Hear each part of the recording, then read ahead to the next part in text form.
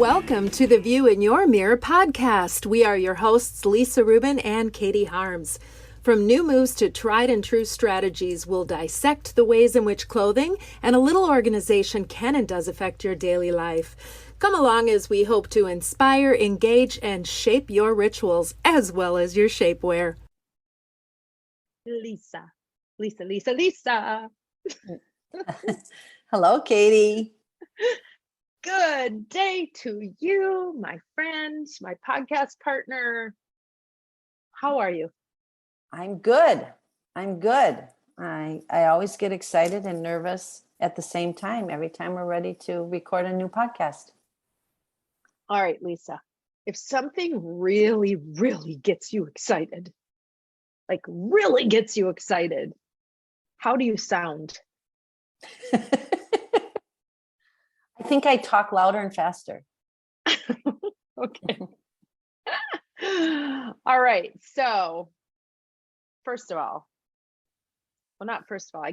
of all, you are doing really well in this whole podcasting game. Well, thank you, Katie. You are always so do welcome. well in the podcasting game. I always have things I can learn. And isn't that the beauty? Yes. Isn't that what keeps us going and keeps us young and keeps us, engaged? It's challenging every time for me, but fun in a good way, in a positive way.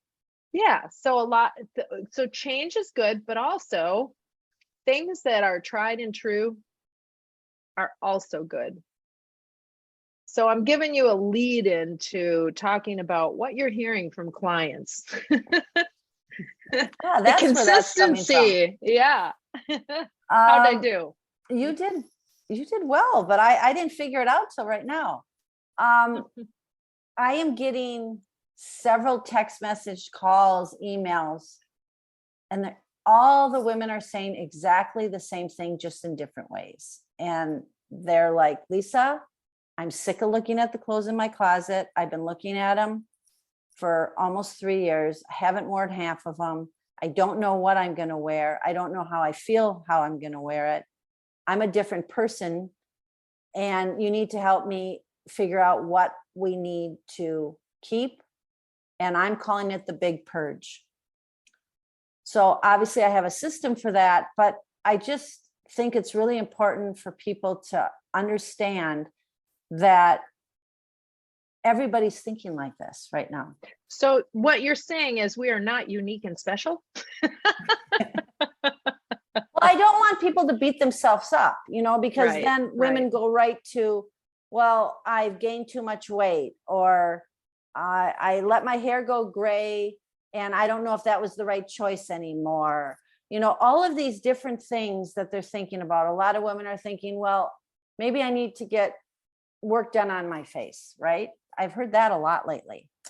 The masks have come off. The masks have come off, exactly. And so I think it's just really important to not beat yourself up and realize that this can be a fun experience. I was just going to say, the experience of transitions, on a similar but different note, what I'm hearing from people, especially since I put up the little piece about downsizing and showed the lazy Susan, which if you haven't seen, it's on our social media.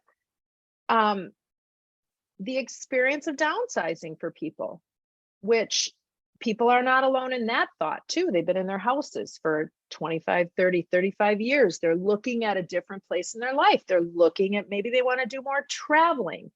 They want to be less encumbered by the things that they have. So lots of people are feeling the same way about that too. Where am I at in my life? And the shift that I would like to see is, okay, this is exciting. This is an exciting time for the next chapter. So as daunting as it may appear to go into your closet and start that process, or go into your garage and start that process, it's doable. It's doable, and there are people out there to help you do it if you are not quite feeling comfortable doing it yourself. Yeah, and I tell people after I've finished helping somebody do the big purge, you see a complete difference in their face. Like when I come into their house, they're in panic mode, like you're ready to bring them to trial. And then at the end, you just see like all this life go back in their face, because it's a very therapeutic thing that happens. And once you get going on it and you're able to get rid of all the stuff, you go and look at your closet now, and hopefully everything that you see in your closet, with the exception of your memory pieces, is what I call them, you can wear everything. And so when you get up to get ready, you're like, oh, I can wear this today. Oh, I can wear this today. And then you can add, and then you can shop, and then you can do all those things if you want to, but you got to do the big purge before that takes place. And that is in every part of your home too. Oh, for sure. I recently helped my sister. I hope she doesn't mind me mentioning, but I guess I have 3 sisters now, so I won't say which one it is. I helped her go through her whole house that they have lived in for 25 years.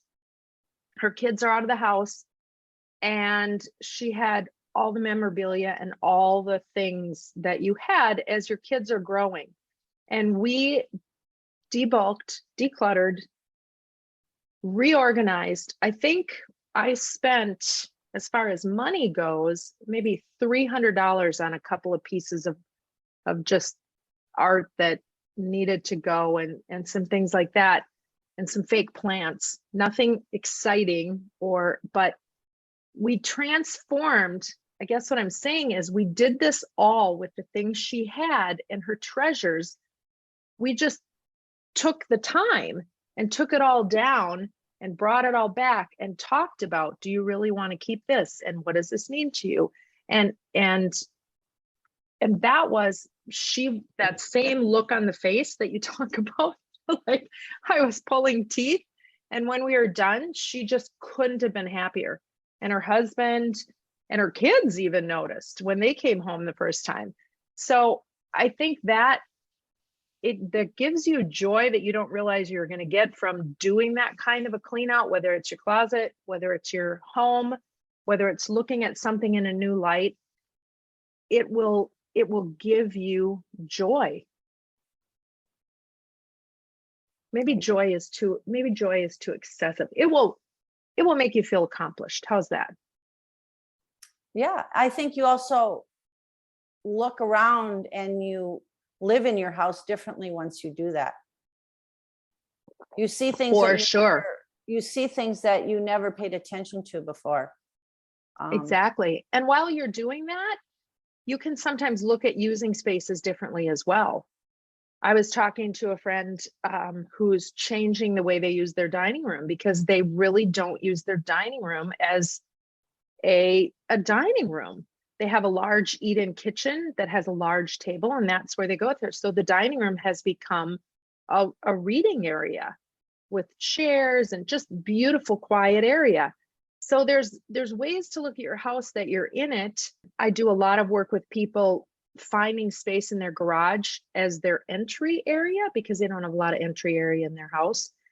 So those are some things that you can look at the space you're in. You don't have to necessarily do a big remodel. You can tweak some things to make them work for you in your own home, but it does take time. It does take a commitment to the time to do it, whether you do it with a professional or whether you do it alone.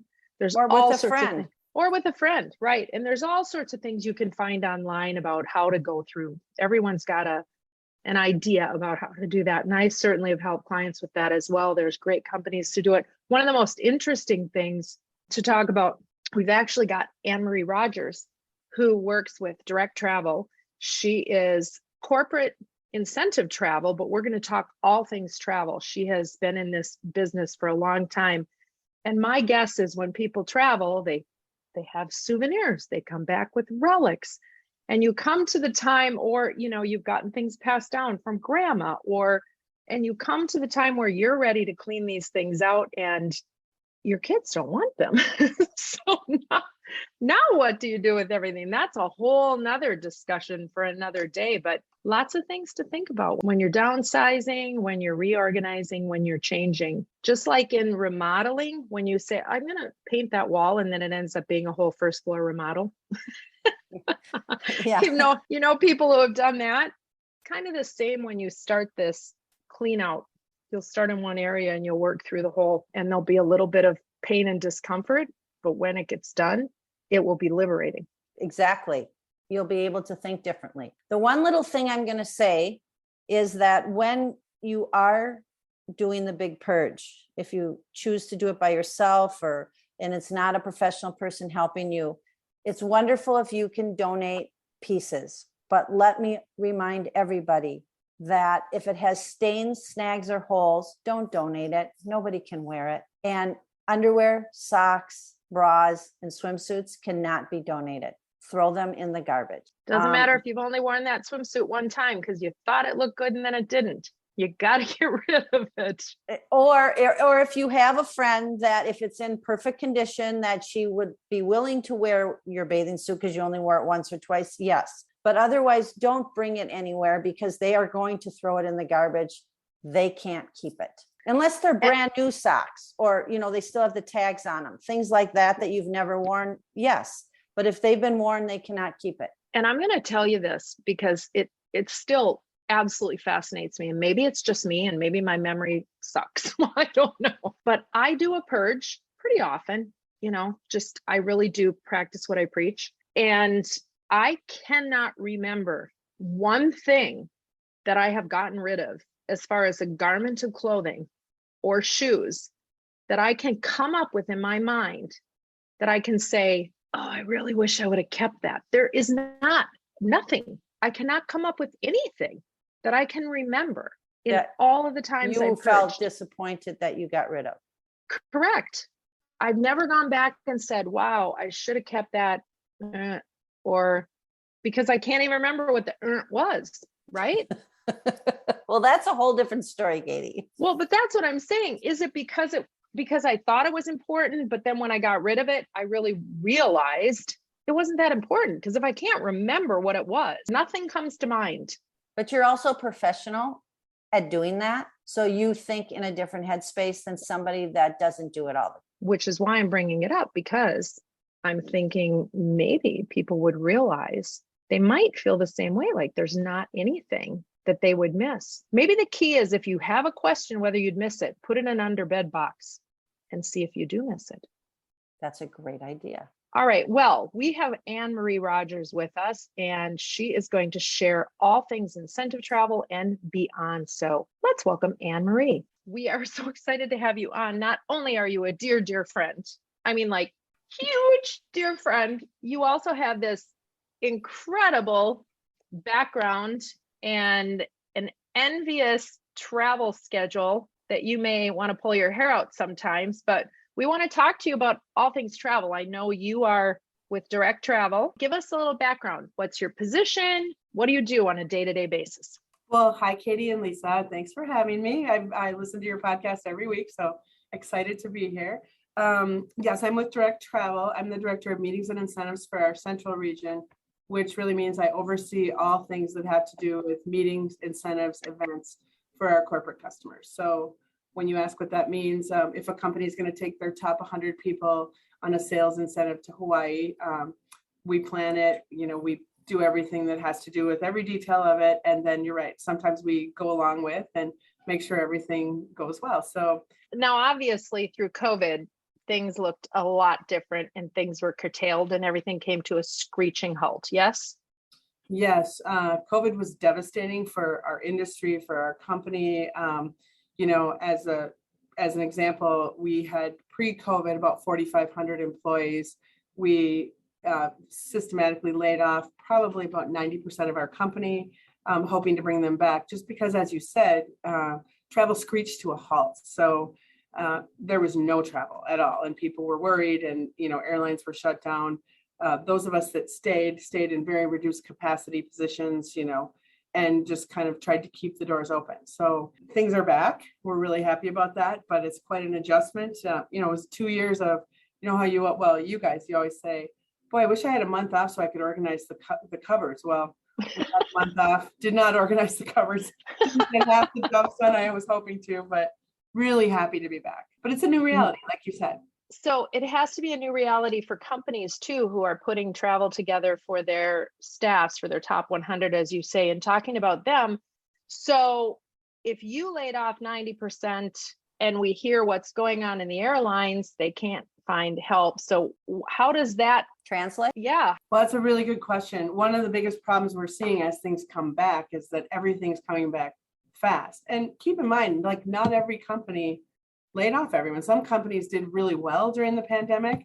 And so they were still kind of planning travel, doing things, but employees were nervous and afraid to travel. So, we've transitioned, I would say, in the last 6 months or so, things we had a little bit of steady business through the pandemic, a very little bit of these companies that were still traveling in different ways. But as things are coming back, companies are really ramping up and everyone's ready to travel. I would say 6 months ago, we were focused more on how can we travel safe. I would say a year ago, as things started coming back, it was, can companies require their employees to go on mandatory trips? Maybe there's a sales meeting or a board of directors meeting, but some people aren't comfortable. So we were really focusing on the hybrid model and how do we bring some people together? How do we, stream in some people and do it remote? And at that time, had you asked me, I would have said there will always be a remote component to meetings. Nope. I mean, our companies now are just saying everybody's hungry to meet in person. Which is good news for us, right? Is that we were a little worried. Oh, it's so easy to Zoom. It's so easy to do meetings. Will people go back to travel? But there's a real benefit to in-person connection, particularly with companies. That access to high-level executives, those kinds of things haven't gone away. So Anne Marie, that's exactly why I'm getting so busy and what I'm seeing in my clients, because now it's not if they're going to travel for work, it's when they're going to travel for work. And oh my God, now what am I going to wear? And the funny part is a lot of my clients have to start re-wearing their shoes and walking around their house, because I've had 2 clients who have broken their ankle because they just put their high shoes on and went on a trip and they forgot how to walk in them. Oh but my God. but think about it. Like, what if you wore high heels for your whole career working, or mid heels or kitten heels or wedge, right? You've been in flip-flops or no shoes for 2 years. And then you go on this trip, especially if you're going to Europe or someplace where there are cobblestone streets. Like, that's the first thing I say, where are you going? Because if it's cobblestone streets, oh no, you're not going to wear those shoes. And they've gotten hurt. And Lisa, you are right on. I mean, we've totally changed how we plan these meetings because of exactly what you said. People have been working from home. They're not dressing up. Maybe their bodies have changed where they weren't eating the same or working out the same. And so I've never gotten so many calls pre-trip about what are we wearing? How are we doing this? And also in the planning stages, when we're talking to the clients that are in charge of the planning, we're suggesting, flip-flop parties or things like that, because people, more casual, we're suggesting more casual attire for these events. So you're right on that. A lot of my clients are getting excited to be able to get dressed up again. So I think that if they find clothes that they like what they're wearing, they're going to be willing to dress up again. And what you're saying is so true. I think what I referred to earlier about how things are changing so much, things are changing in our industry for the meetings every week. So, 6 months ago, it was, how can we do these meetings where everybody's in a different area and socially distanced, right? And as people would come into a meeting, we would ask them when they checked in, what's your comfort level? And we had, at one point we had bracelets. So if you'd wear a red if you didn't want anyone to come near you, you'd wear a yellow if you were kind of so-so, and you'd wear a green if you were okay with hugging. Now, in the past, everybody was a green. In a sales organization, everybody was a green. And what we found is, after a couple cocktails, even the reds and the yellows. but it's just interesting how it's changed and how it's changing every week in terms of what you're hearing. We were doing on-site testing as people would come in. We were checking temperatures, doing that. Most of that has gone away, but there's still a little reluctance to how do we do this? And the last thing I'd say on that is that, as you said, Lisa, people are out of practice. So not just out of practice on how to dress, but out of practice sitting in a meeting for 7 hours in heels, out of practice having a couple drinks at night because they haven't gone 5 days to a meeting. So as we're planning those kinds of things with the travel, we really, and out of practice traveling, it's like, oh geez, I used to travel every week. I forgot to bring my pillow on the plane, or I forgot this because I haven't done it for so long. So a lot of things like that have changed. Anne Marie, when you work on this with all of the changes, do you as a company send out lists like, don't forget to pack these travel essentials, or these are the things you're going to want to put in your wardrobe to make your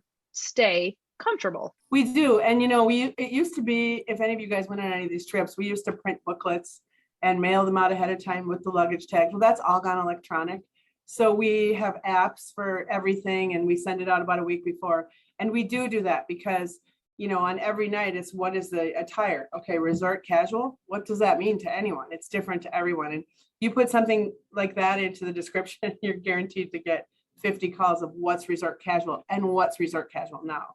So we do have lists and try to remind people. And even as simple as remember your passport. Remember, you can't get into Europe without uploading your vaccine card. Although, again, those things have changed in the last even month. So and they're different for every country, as are the masking requirements, so what's nice about having it in a digital format is we can update it real time. So even if I had a group that was on the plane when the mask mandate was lifted. So everything we had, they were all rejoicing, like the pilot said, you can take your mask off. It's like, woohoo. Crazy. Now, the three of us have all experienced leisure travel within the last month. What are you seeing in trends that have flowed down from corporate travel? Are you seeing anything that's affecting corporate travel because of leisure travel? Absolutely. So the one market that didn't really go away during COVID or towards the end of COVID was leisure travel. And it makes sense, right? Because they can travel safely. They can travel in smaller groups. They can socially distance within their pod. So leisure travel really exploded. And with that, leisure budgets exploded because people had the money. So that does flow down to business and incentive travel because availability is a big issue. As we've all heard on the news, airlines are trying to be careful because they took a huge hit too. So we met with one of the airlines last week and they said, we're going to keep our schedule the same through the end of the year, which was disappointing to hear because they've cut back so many flights, but they're just trying to be wise. So that affects leisure availability on flights and hotels, business travel for sure on flights and hotels. And a lot of our clients who are finally ready to travel are saying, hey, we're back. Isn't this exciting? And are the hotels excited? Are we going to get some good deals? Well, the hotels are excited. Good deals, not so much. I mean, it's definitely a seller's market for both airline, hotel, and all the vendors because everybody's back, right? So planning ahead is good. You asked about trends. It's different for kind of every market. We're seeing, like you were just in Croatia. Croatia is a huge place that people are interested in. We're seeing that people for leisure are interested in a lot of adventure travel, and that's different than it used to be. It's not necessarily, bungee jumping in New Zealand, or as you think of the high adrenaline things, it's more off the beaten path, and people are willing to pay for it. And we're seeing that also in incentive trips, which, by the actual definition of an incentive trip is that, we could all go to Rome maybe, but could you have dinner on the Vatican Terrace? So as planners, when we're trying to create experiences, it's about what can they do that they wouldn't be able to do on their own. And that's really exploded with COVID because everybody's all about the experience now. And sorry, that leads into kind of the next problem, which is staffing. And a lot of people didn't come back to hospitality because I think they didn't want to work nights. They didn't want to work weekends. They had some quality of life, even though it was kind of scary during COVID. And so people, hotels, all of the venues are having trouble staffing. So it's again, a whole new world in that respect. I saw that when I was in Italy this summer. They're having the same issues in Italy as they're having in America with staffing and people not wanting to work and people wanting more pay throughout all of Italy. Even the smaller towns. I had the opportunity to talk to some of the owners of the hotels. They're working. The owner of the hotel, the woman that owned this hotel in this small town, she was cleaning, making the beds. Then I saw her in the kitchen serving because they can't find help. For sure. We had a program at a very 5-star nice hotel in North Carolina. And 2 weeks before the program, the director of sales called me and said, we can't do your welcome reception, the first night where everyone gathers. And I said, why not? And he said, we can't find staff. And I mean, this is in an area where this is the number one employer of this area.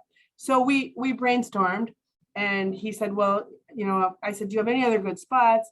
And they had kind of a grassy area, and they had a lot of food trucks in the area. So our solution was we brought in food trucks. We made it a casual evening. They didn't need the staffing, and it worked out great. And the attendees were none the wiser. So I'm finding that, we're having to really be very collaborative with our partners and come up with solutions, because you have to shake it up. It's not, and that translates into something else I know we were going to talk about, is sustainability and how we can all be responsible in that way. And it translates into housekeeping. So a few years back, if you approached your client and said, by the way, you're going to this 5-star resort, but you'll only get your sheets changed every 3 days, it'd be like, oh my God, what? Well, now it's a responsible thing to do. We don't change our sheets at home every day. We don't, so those kinds of things, the staffing is affected from a housekeeping standpoint, but we can sell that as it's being responsible adults and, protecting the planet. That's fantastic. And, going back to having to really think on the fly. And that's why when you have a group that's committed to doing this, Direct Travel has been doing this for years and years and years. And you, as the director in Direct Travel, overseeing that, it doesn't pay to get angry about it. You have to find solutions because you've got a trip coming up. Yeah, I always tell our team we're like the duck paddling under the water, because your clients can't see it. A lot like you guys, your clients can't see the stress, but things change all the time, and even more so with the current atmosphere. So we really have to be able to think and how to think outside the box to solve problems. I mean, people are getting stranded in airports and flights are getting canceled. And when you've got a large group or a personal trip, we've all seen people crying in the airports because they're not going to make it to the wedding. So I would say my advice on that is give yourself a lot of time, plan ahead. And if you're kind of a last minute, cut your connections tight, which, I might be one of those, but if something is really important to you, make sure that you set aside enough time and have a backup plan. I want to take a quick break. We want to talk about Rustica Bakery. We love Rustica Bakery. Do you have a favorite at Rustica? Oh my gosh, everything. That's a common answer. Hang tight. When we come back, I want to talk a little bit more about planning. And I know you said sometimes you're last minute, but definitely not in your work. You're not. We're going to talk maybe some tips that you can give to make travel easier and the times to travel. So hang on, we'll be right back. On the View in Your Mirror podcast, we love sharing our personal favorites. Rustica Bakery is high on that list, and we know you're going to agree. Rustica has 2 locations. They're original at 3224 West Lake Street in Minneapolis, across from Calhoun Commons and Whole Food Market, and Southdale Center next to Lifetime, where you'll enter without even going into the mall. Both have ample parking, either online or in-store. Bread, breakfast, dessert, treats, a menu sure to allow you to find a personal favorite in no time. Online ordering is a breeze, and curbside pickup is an option. Available in-store only are savory menu items. Think grab and go for lunch or enjoy them there. Brunch items are offered Friday through Sunday. My personal favorite is the Take and Bake cookies, available online or in-store. Truly a capstone for any get-together, and in just 15 minutes from package to plate, a memory to make. We highly suggest you always have these in your freezer. RusticaBakery.com. Find the food and drink you adore, or try something new. Rustica Bakery puts the love shown by their customers back into every item baked. At Rustica, you're among favorites. Oh, well, as usual, some of the conversation that happens when we're on break is just as fascinating as the conversation that we have on here. So let's try to bring some of that back. First, Anne-Marie, I have known you for years through the University of Minnesota. You are, I'm going to say, iconic, because I really believe that. With the University of Minnesota, you are Anne-Marie McNamara Rogers, and we all know the beloved your father, Bob McNamara, and your uncle Pinky, and you have carried that torch in your involvement with the U of M, and your giving, your spirit of giving is just amazing to me. And I know I'm embarrassing the heck out of you, but it really needs to be said how much you give the university. You bleed maroon and gold, I am sure. Well, thanks, Katie. And thanks for mentioning my sweetheart dad. It's his birthday coming up this month. And yeah, so, he was kind of a guiding light. And if anybody ever bled maroon and gold and led by example, it was him. So if I can be 1/10 as wonderful as he was, then I'm very happy to hear you say that. Yeah, I would say definitely more than 1/10, maybe a 20th. No. How about a 44? Even more than that, 44, number 44. So you attended the University of Minnesota. How did you get into the industry that you're in? Funny, by accident, as you hear so many people say. And when I look at how the kids these days, our kids, like, plot out their lives and how they go to school and all of that, they're just so precise. And we weren't like that at all. I mean, I told my wonderful dad, hey, I think I'm going to go to ASU because it's warm there. And he said, no, you're not. You're going to go to the University of Minnesota. So I thought it was my decision. He said, it is, and you're going to the U. So as a dutiful daughter, I did. But I went to school for special ed. I taught special ed kids for a couple of years. And then on the side, I was working at the Hyatt Hotel during college and really liked the hospitality business and, liked that whole aspect of it. And so kind of transitioned over to that. And then I was recruited away from Hyatt by Convention Bureau, which is Meet Minneapolis now, which would attract business to Minneapolis. And then from there, I went to my current company, Direct Travel, where they do the, outbound business. I probably should have done it the other way around. When I was young and single, I was in Minneapolis all the time. And once I got married, I was traveling all the time. Well, maybe that's the secret of a good marriage, right? That could be the secret of a good marriage, traveling all the time. Although I know you don't travel all the time and you have a great marriage. So but I'll tell you that, a lot of the stuff I learned in special ed translates into business travel for incentive groups. It's like, you need to be all done now. You need to behave. You need to follow the rules. It all translates through life. So, well, and I think too, when you're dealing with people who are probably a lot of type A or very high achieving people who are used to kind of running the aspect of their business, to give them clear and defined guidelines has to be helpful. Absolutely. And we do have a lot of clients like that. Those are some of the more interesting trips we do in terms of incentive trips, in terms of different kinds of things that we handle. Do you have a favorite trip that you worked on or a grouping? I need to be careful. All my clients are my favorites, and I've loved every experience. As you said, I've gotten to go to some wonderful places, but we've done some very high level.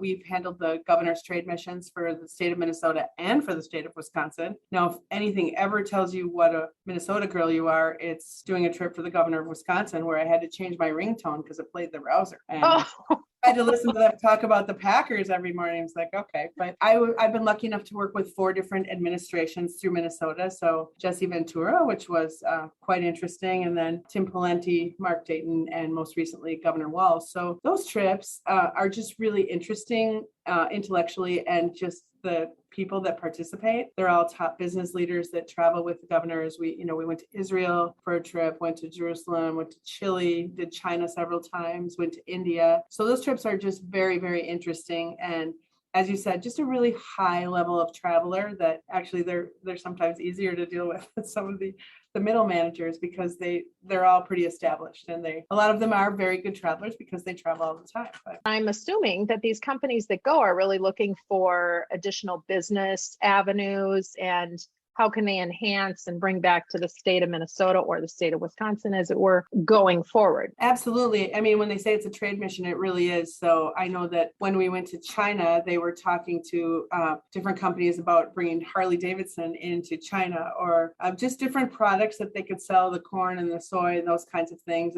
And those are just very interesting to see how they do things differently. We're not doing any trade missions to China currently. And that's another interesting thing. As the political and business climate changes, the destinations change, but those government administrations pick these destinations based on where they want to do trade. So, and a lot of the incentive trips are interesting because you get to see places like I referenced Italy, where Lisa just was before. And we actually did a reception on the Vatican Terrace, which was wow. And privately, the Sistine Chapel. We did a dinner in the Eiffel Tower in the private room up there. And as a job, you have to pinch yourself and say, wow, I'm there experiencing this, but I'm here too getting to experience it. So it really opens you up. And as you and I have talked about, I mean, traveling is the greatest way to eliminate any prejudice, because you see what's going on in all these different countries. You see how things are different, but how much they are like us too. So I think it opens up anyone from a business standpoint, from an incentive standpoint, from a leisure travel standpoint. That's very well said. And don't you think, Anne Marie, because of what you've done and made a career out of it, you are a different person today than you would have been if you would have chose another career? Oh, absolutely, Lisa, 100%. And I always try to remind myself to be present in where I am, because it's easy to, when you're doing meetings, stay in the hotel and not leave the ballroom and not ever leave for 5 days. But you step outside those doors and interact with people and see, we did a trip to a couple of incentive trips to South Africa. I mean, that's life-changing. And the trip to Israel,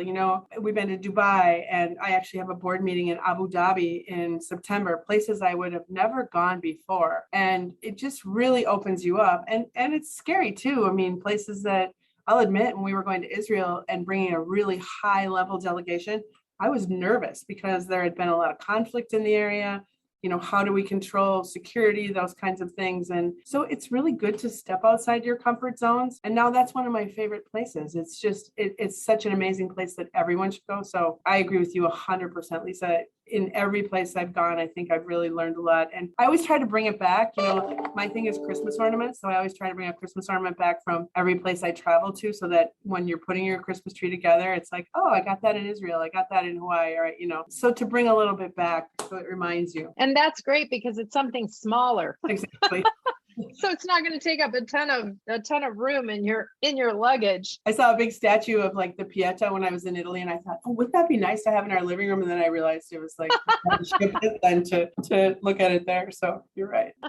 That would have been something to get back. Let's go back a little bit before we took the break, you were talking about sustainability. We talked a little bit about trends and destination meetings. Talk about wellness as it pertains to travel and the cost of traveling and putting that all together in a wellness trip. Is that possible? Did I ask too many questions in one? No, and wellness is a huge trend, from everything to how we're planning the menus. It's not for the breaks, it's not a donut wall anymore. It's, can you do, smoothie shots? And we're planning out the menus and taking in, of course, there are so many different nutritional needs now. We've got vegans, we've got gluten-free, we've got celiac, all these different things that you have to consider. But I would say the hotels have really stepped up. And, where 10 years ago, if I'd ask for gluten-free, they roll their eyes at you and say, yeah, it probably is.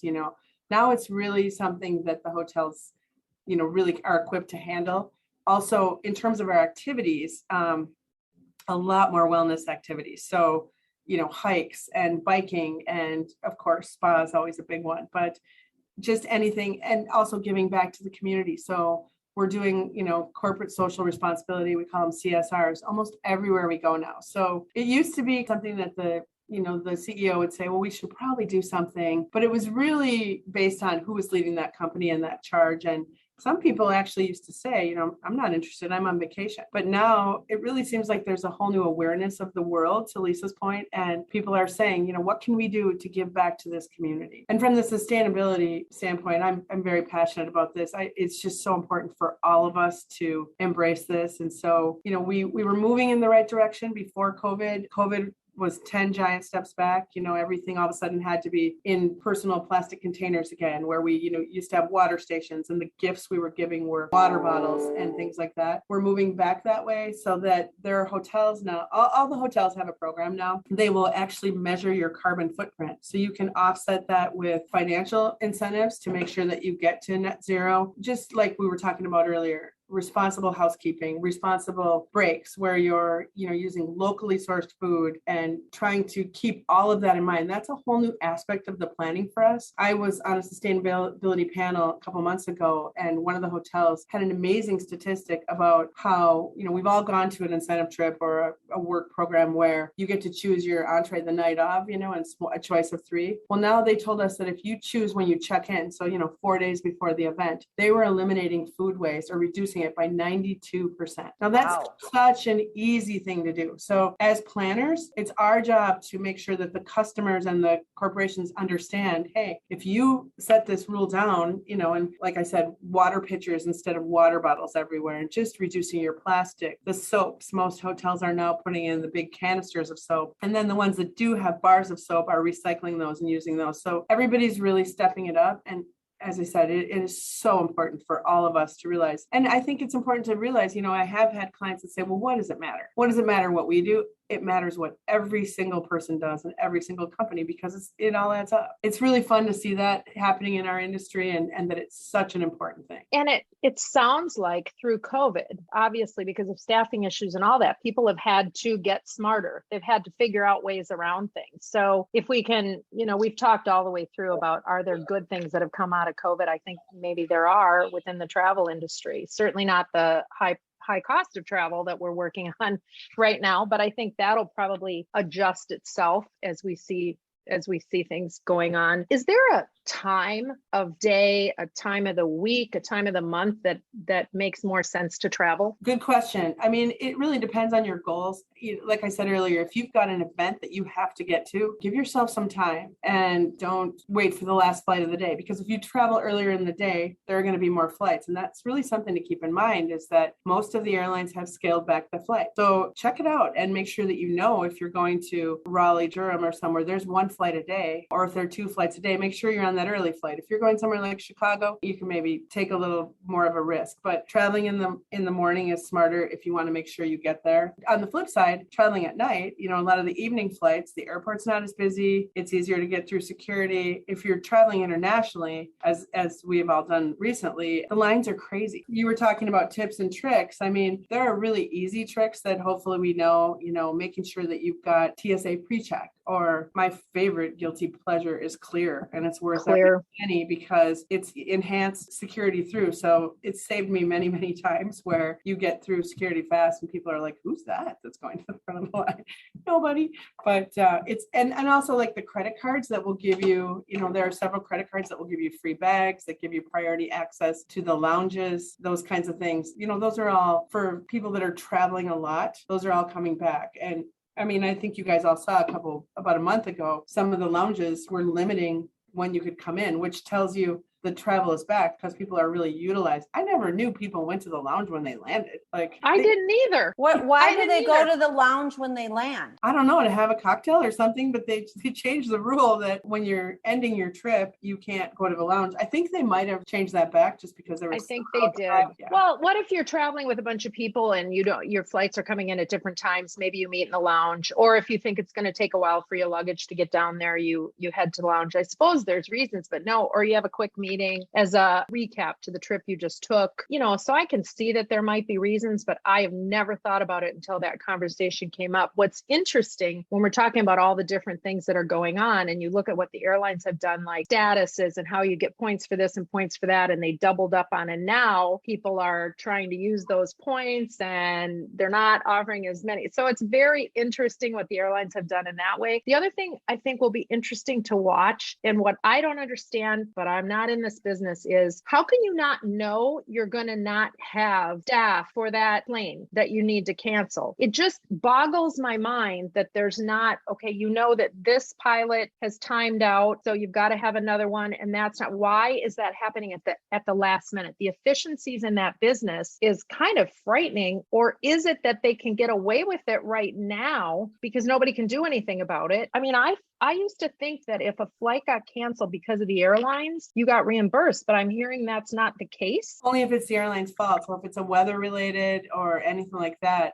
they don't cover it. And I don't think, my personal opinion, but I don't think that the airlines are canceling flights on purpose or not trying to. But I think, it's just like a perfect storm of, as you said, the labor shortage and pilots timing out. And, there was a pilot shortage, but they're doing, all the airlines are doing great things with incentives to staff up and make sure that they have that staff. So I agree with you. I think it's going to level out. I think, and I hope some of the pricing will level out, as because right now it's a supply demand and everybody wants to fly. So prices are really high. Hotels are really packed. So I guess that'd be my other tip, is really try to plan ahead. But we have a mutual friend that was trying to plan a trip for next fall, and you can't really plan that far ahead because the airlines only release their schedules 1 year out. So, but just keep your eye on it. And, there are days of the week that are better to book flights. Middle of the week has traditionally been the time when fares are better. I don't know that you can, I wouldn't say you can depend on that, but just keep checking and be aware. And I'm always amazed at, especially like the top level executives who will come back and say, well, I'm flying tomorrow, or I'm flying in 4 hours and I have a middle seat. Like, was nobody monitoring that? Because when I'm flying, I'm checking that every single day for 2 weeks before, just to see did anything better open up. So be aware of what your flights are, what your options are, and what your lounges are. If you have a long international layover, those places can save you. They sure can. Well, interesting to me too, that they can change those flights. Before we went to Croatia, I think almost daily I got a notice, your flight has been changed. And sometimes it was within minutes. Sometimes it was, okay, we're not offering this flight anymore, so you need to rebook over here. It's very fascinating. It'll be interesting to see what happens. But I think if traveling is not for the faint of heart right now, but once you navigate through it, it is so worth it. For sure. And I say, try to think outside the box too. Like we were recently traveling to Brazil and we had a 5-hour layover in New York. So I was like, what are we going to do at JFK for 5 hours? Well, as you know, I'm a bit of a workout fanatic. So I Googled workout facilities, and there's a brand new TWA hotel, which is very retro and modeled at, and there's a $10 pass where you can go work out, you can take a shower, you can relax. So it was it was in the airport. So we did that. So, kind of think outside the box. You don't need to sit in the food court for 4 hours, and make the most of, when you're talking about wellness, make the most of your layover time. Go get one of those chair massages. Yeah, right. Those are awesome. And those places are opening up again too. The 1 hour massages in the airports and those kinds of places. So it's kind of fun to see that a lot of those places are opening up, a lot of the shops in the airports, and it just gives you hope that things are back. I want to end with this. Minneapolis-St. Paul Airport is probably one of the finest airports I've ever been in. It's fantastic. And it just keeps getting better and better, and it keeps getting rated better. I don't spend enough time there because as I told you, I tend to get there kind of close to the time of my flight, and I don't go to the lounge after the flight. Thank goodness for Clear. When you pack, Anne-Marie, how many of Lisa's rules are you following? More and more. I now roll everything. I'm using the bags, and I really try to think it out. Your recent podcast where Lisa was talking about a business trip and planning out what you wear every day. I didn't realize how much stress I had thinking about what am I going to wear today until I started thinking about it ahead of time. So very smart tip. Appreciate those. Well, we appreciate you. We're going to talk about the charity that you picked. So mHealth Fairview Masonic Children's Hospital is another one of your passions. And I know you, Anne-Marie, have been on Fashion Fest for quite some time. Tell us what Fashion Fest is, and then we'll talk a little bit about Masonic Children's. Absolutely. Well, Fashion Fest is an event that the U of M Masonic Children's Hospital sponsors Wine Fest, who many are familiar with. And then Fashion Fest is a fashion event in the fall. This year it's November 18th. It's always at the Renaissance Hotel downtown. And I have to thank Karen Kaler for getting me on this committee 8 years ago with a number of wonderful women to support the hospital. And it's a great event. This whole area is run by Elizabeth Patty, Nick Engbloom, and Christy Vilhar. And the things that they do for the hospital, it's just amazing. And if anyone ever has a chance to tour that hospital or get involved with anything they do, I would highly suggest you go to Fashion Fest website and sign up, get your tickets for Fashion Fest, which again is November 18th this year. It's a really wonderful, fun event to go with your girlfriends, and there's a fashion show. And believe me, if you ever thought I would be involved with anything to do with the fashion show, I never thought I would, but hospital is tremendous. And, we've been personally affected with some good friends like Natalie Bouchard and Logan and the O'Brien family and Casey, and what they're doing at that hospital is life-changing. So I very, very strongly support that charity, and I thank you for asking about it. Yes, and fashionfest.umn.edu is directly the Fashion Fest, so you can get tickets. But some of the things that Fashion Fest has done, they've raised $1.5 million for critical life-saving pediatric services. And some of those things they've supported are art, music, and poetry therapy, parent date nights, family movie nights, massage and therapy services, Nutrisource facility dog program, a spa day, the birthplace gifts for new mothers, story time, entertainment, education, and recreational electronics. So if you want to give directly to the Children's Hospital, Masonic Children's Hospital, then go to makingagift.umn.edu. I strongly support Fashion Fest. I have been to it a number of times, and the hard work and dedication that goes in, and the things you learn and new places you see see, to be able to shop and support that our local is